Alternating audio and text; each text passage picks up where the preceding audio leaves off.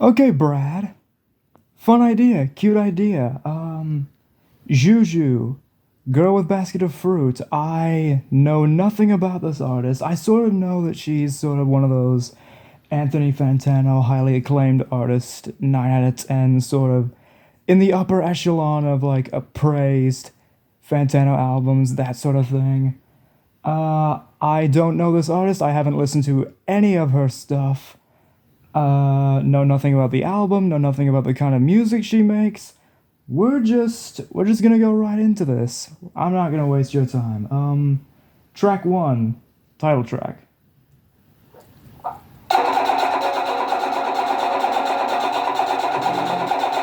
Okay.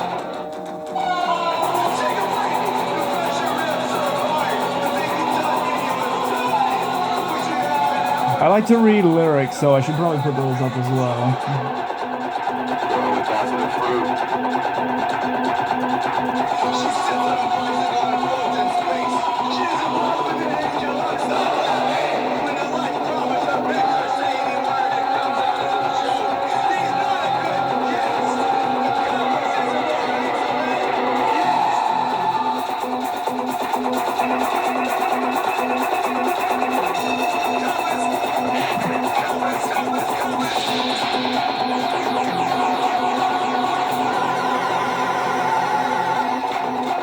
Interesting.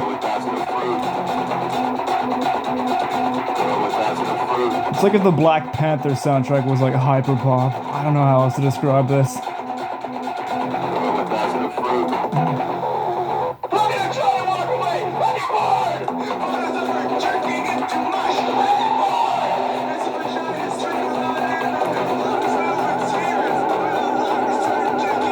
The vocals and sort of delivery remind me of Parquet Courts. Interesting. Is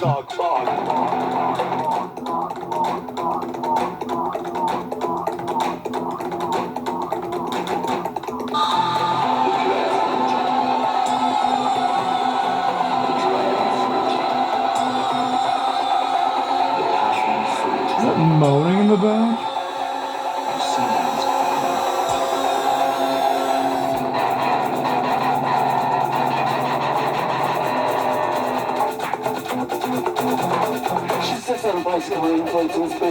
She's in love with the angel of no tax. What the fuck are these lyrics, bro? Just the ghosts that are makes and goes with nobody. The coming love's a joke.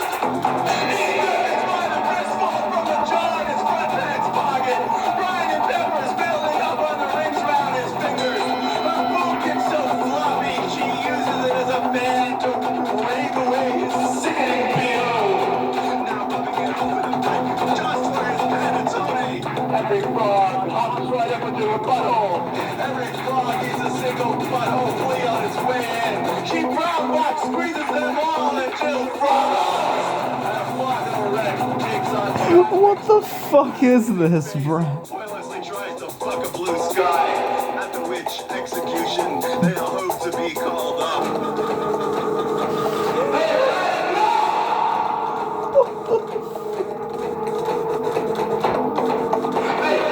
Okay, we still got a minute left.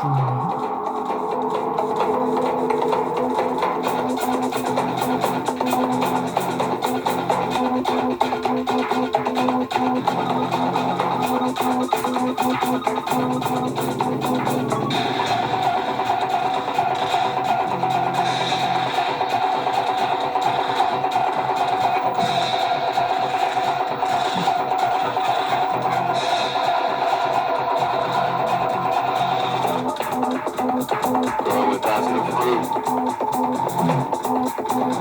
Girl with basket of fruit.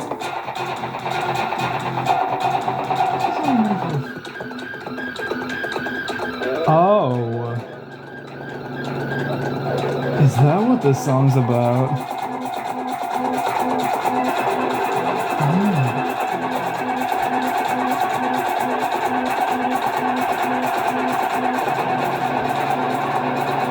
Even just some of the lyrics here, just looking at these. Her boob gets so floppy, she uses it as a fan to wave away his sickening BO. Every frog hops. Wait, let me pause this for a sec. Every frog hops right up into her butthole Every frog eats a single butthole flea on its way in. She brown but I don't think I want to read this on YouTube, but still, what? What? Okay. First song. God, what do I even say about that? The tribal sort of instrumentation I liked as a sort of motif throughout the whole thing. The lyrics are certainly interesting and acquired. Does acquired taste even apply to this sort of thing? I don't.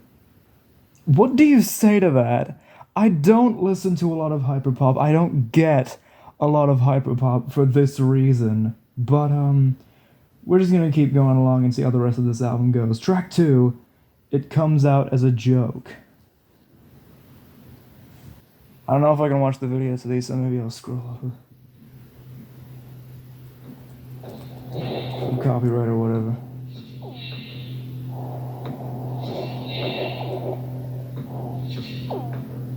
This is like a very bassy, low tone album so far.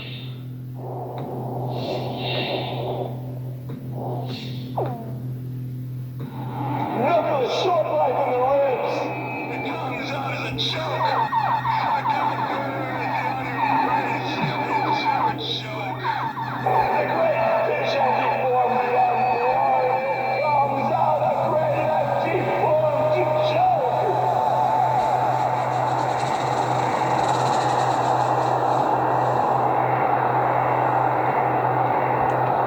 A pig wearing a maid's apron and cap. Hiding a tomato on rubber wheels. It looks at its pocket watch and points to me.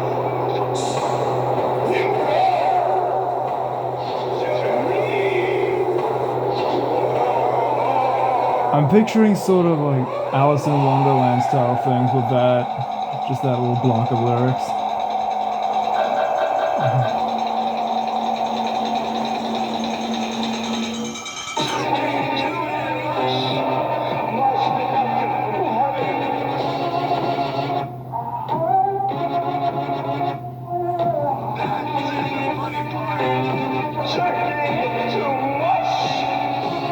What do you mean by that? What do you mean by that?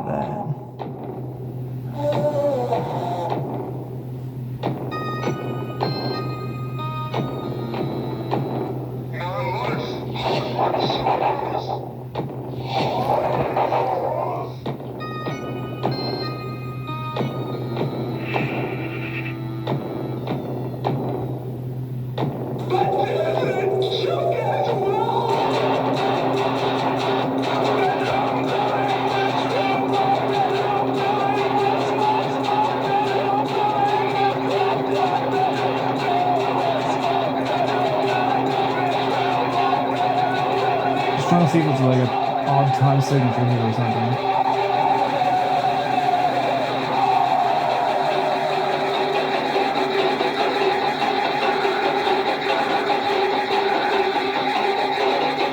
I don't know if I wanted to watch the video if there was anything that wasn't like allowed on YouTube or anything, but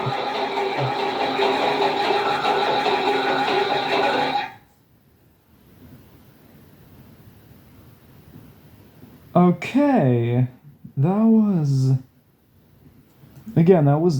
interesting. I don't know. So far, 2 tracks in, I don't know if this is necessarily. This is definitely isn't my thing, just upon first listen. But if I could get into it, I mean, sort of the beats and rhythms, I guess I kind of vibe with. But again, we'll just see how the rest of this goes. Track 3, Armagi Ve Mu. 1 and 2 and 3. Okay.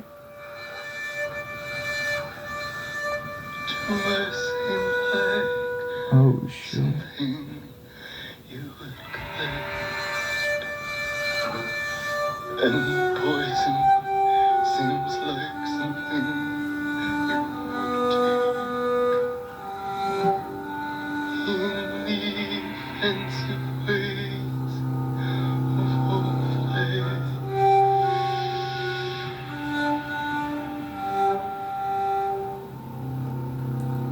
get the sense that this might be like my favorite so far. I'm already like connecting and buying into the sort of atmosphere this track's going for.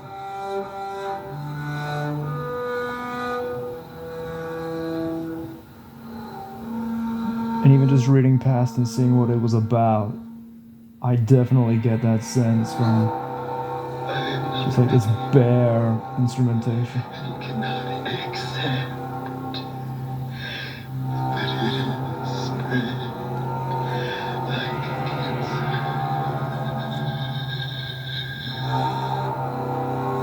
This gives me like Lovecraftian vibes. Like this is the sort of mad ravings that would be in a Call of Cthulhu campaign or something.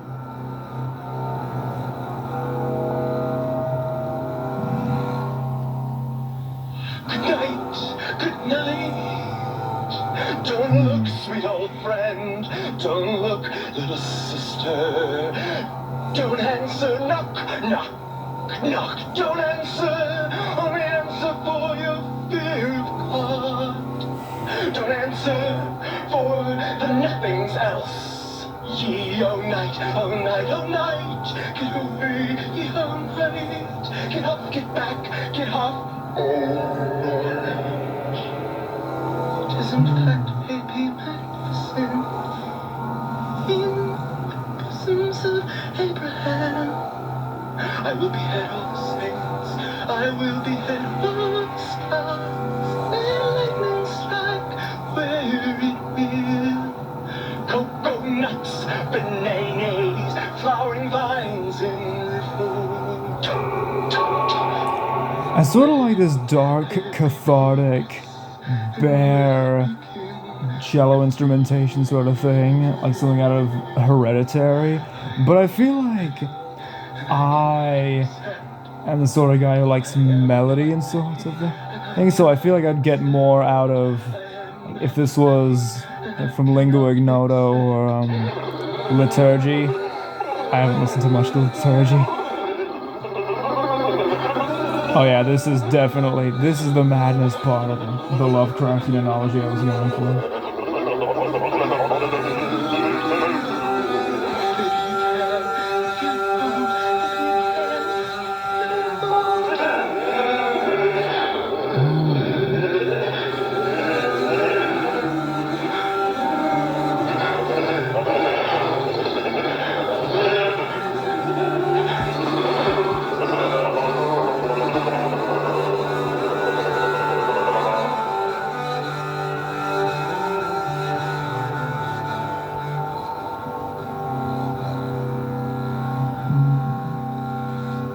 Chunks of your forearm, chunks of your scalp, chunks of your heart. I don't know what Now in a Mario means. dumpster or in a sandwich. Your hairpiece perched upon your head as if dropped from the ceiling by accident.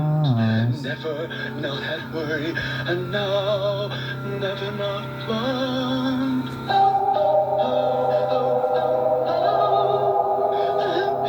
Born as something unruinable. A meal, a mushroom, a cockapoo is sparkling out of control.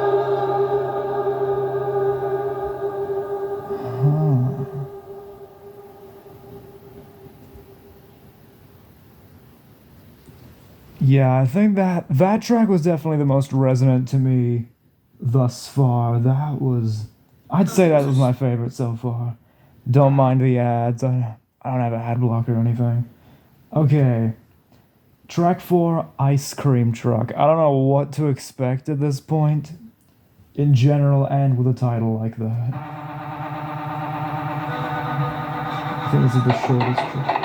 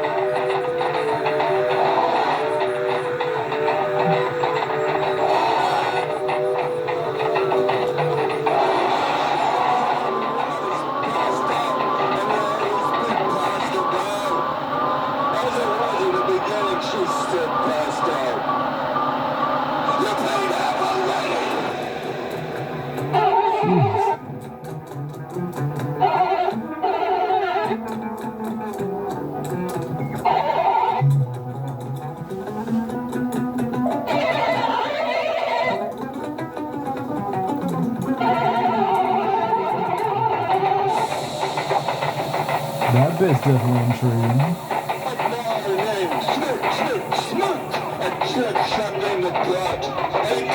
Yeah, again, the way this guy delivers really reminds me of the lead singer of Parquet Court, so just like this mad raving. Man, I don't know. Okay, you don't have to shout.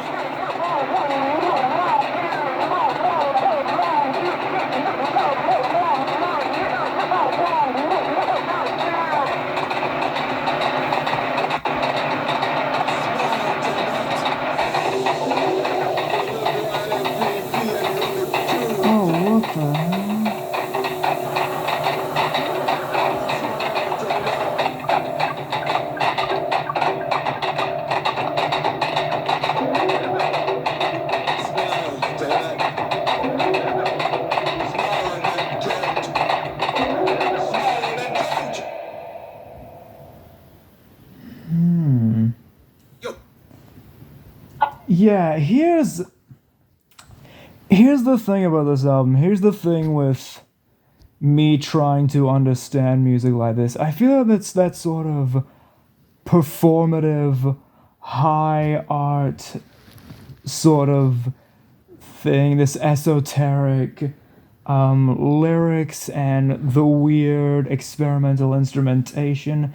Not that I haven't listened to similar stuff. I don't get it. It's the sort of thing where, you know, you walk into a really, really sort of high profile, uppity art museum that has that sort of performative art that you see that you don't get it, and you don't get why someone would make it. I don't know how to describe this. I told you. I even wouldn't classify this as hyperpop, but, well, it's not.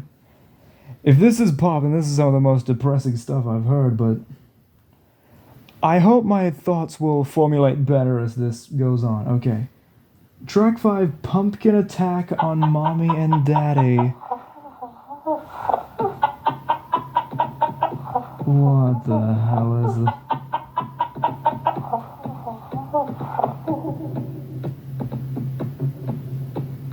Loader, Ray.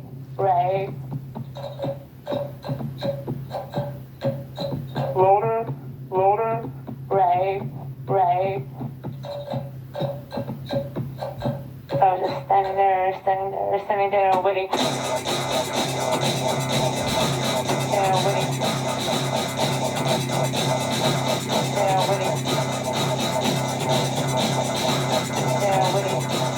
Yeah, this definitely isn't my thing. This isn't the sort of thing that I would like have on repeat like a lot of other like favorite artists and whatnot.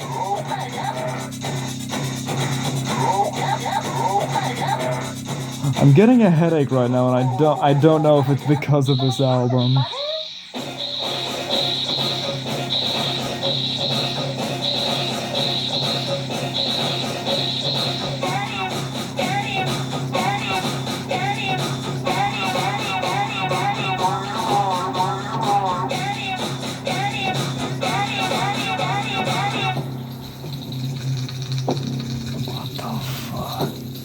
Is that you? My crying pig. I'm sorry I left you out of pasture to die. You was a fucking asshole baby. From terrorizers, all the kids in the neighborhood.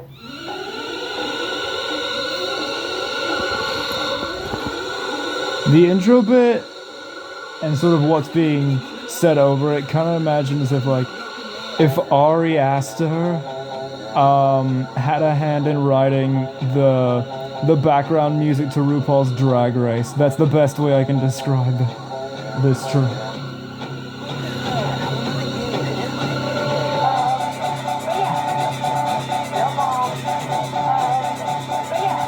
Because even just reading through these, I see that this album deals in a lot of heavy themes and uses a lot of weird sort of language to convey it. Like, I get it, but at the same time, just the way it's being conveyed and like the specific words and phrases is just... I know it's intentionally supposed to be weird, I just don't get it. This is why I don't get a lot of this stuff. I don't know how else to say it.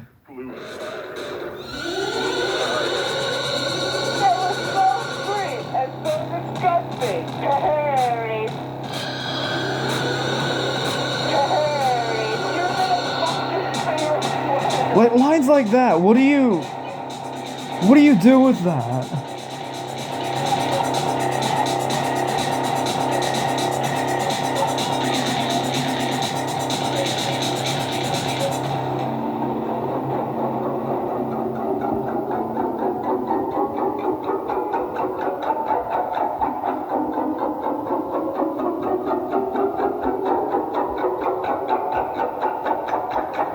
If you wanted to be a human being, if you wanted to be a human being, if you wanted to be a human being, then you have to eat garlic? You're not my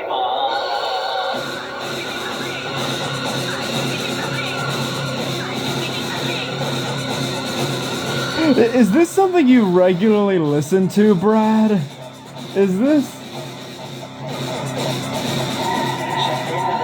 What do I do with this?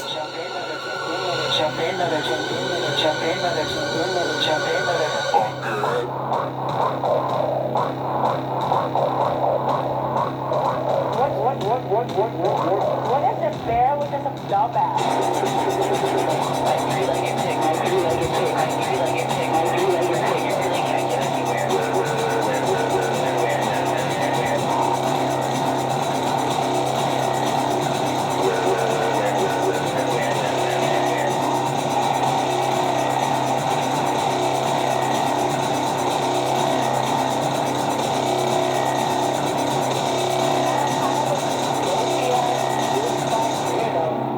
But I can get away from people who don't like me.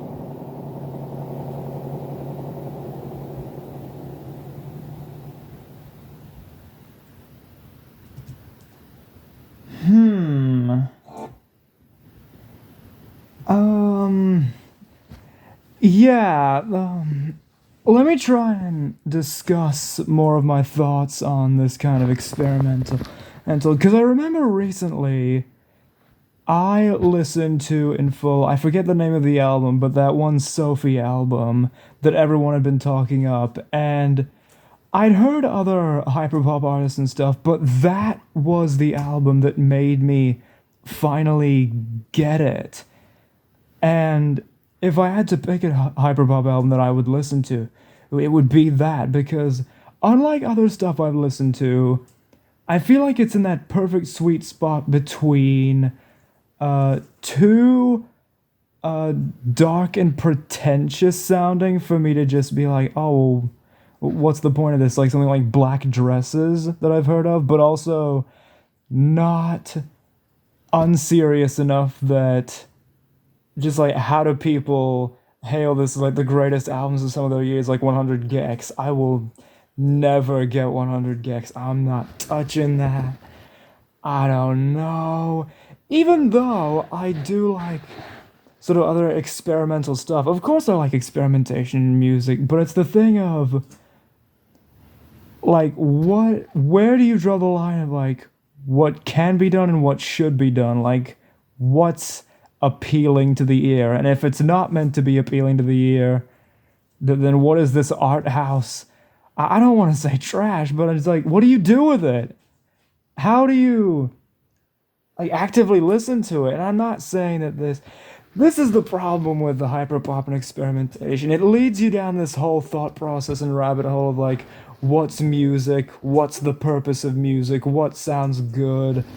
All that. I don't know. I might make this a two-parter. I won't. At the end of the day, this was an interesting experience and a great move, Brad. But I'll turn this into a two-parter. We got 4 tracks left. I'll split this up. I don't want my phone to run out of battery or storage or whatever, or just clog this up.